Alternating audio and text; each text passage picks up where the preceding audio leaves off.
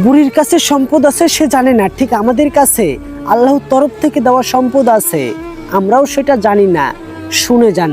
একজন বুড়িমা মসজিদের সামনে বসে ভিক্ষা করত। একজন লোক বুড়িমাকে জিজ্ঞাসা করলো, আপনার কি উপার্জন করার মতো কোনো ছেলে আছে? বুড়ি বলল, একটা ছেলে আছে। লোকটি বলল, তাহলে আপনি ভিক্ষা করছেন কেন? তখন বুড়িটি বলল, আমার স্বামী ইন্তেকাল করেছে, ছেলে চাকরির জন্য বিদেশে গেছে, যাওয়ার সময় আমাকে কিছু টাকা দিয়ে গেছে, তা এখন শেষ হয়ে গেছে, সেই জন্য আমি ভিক্ষা করছি। লোকটি বলল, আপনার ছেলে আপনার জন্য বিদেশ থেকে কিছু পাঠায় না? বুড়ি বলল, পাঠাই তো, প্রতি মাসে রঙিন রঙিন কাগজ পাঠাই, তা আমি যত্ন করে ঘরের দেওয়ালে আটকে রাখি। ওই লোকটি বুড়ির সঙ্গে তার বাড়িতে গেল, গিয়ে দেখলো দেওয়ালে 60টি ডপ্ট আটকানো আছে, প্রত্যেকটি ডপ্টে 50,000 টাকা করে আছে। পড়তে না পারার কারণে বুড়ি জানতোই না তার কাছে কি পরিমাণে টাকা আছে। ওই লোকটি বুড়িকে ডপ্ট সম্পর্কে জানালো, আরো জানালো তার কাছে কি পরিমাণে টাকা আছে।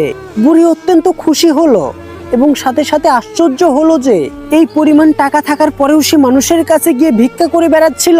আমাদের অবস্থাও ঠিক বুড়ির মতো, আমাদের কাছে কোরআনের মতো সম্পদ আছে, আমরা সেটা চুমু খাই, মাথাতে রাখি এবং সুকেসে তুলে রাখি, কিন্তু আমরা কোরআন থেকে উপকৃত হতে পারি না। আমরা তখনই কোরআন থেকে উপকৃত হতে পারবো যদি কোরআনের গুরুত্ব অনুধাবন করি, আমরা কোরআন তেলাওয়াত করি, তার অর্থ শেখার চেষ্টা করি এবং সে অনুযায়ী আমল করি। বরং যদি কোরআনকে জীবনের মধ্যে বাস্তবায়ন করতে পারি, তাহলে ইহকাল এবং পরকালে আল্লাহ তাআলা আমাদেরকে সাপোর্ট করবেন, আমাদেরকে ভরসা দিয়ে রাখবেন। তাই আসুন আমরা জেনে বুঝে সঠিকভাবে সকলেই কোরআন তেলাওয়াত করি। আল্লাহ তাআলা যেন আমাদের সকলকে কোরআন তেলাওয়াত করার তৌফিক দান করে। আমরা সকলেই বলি আমিন।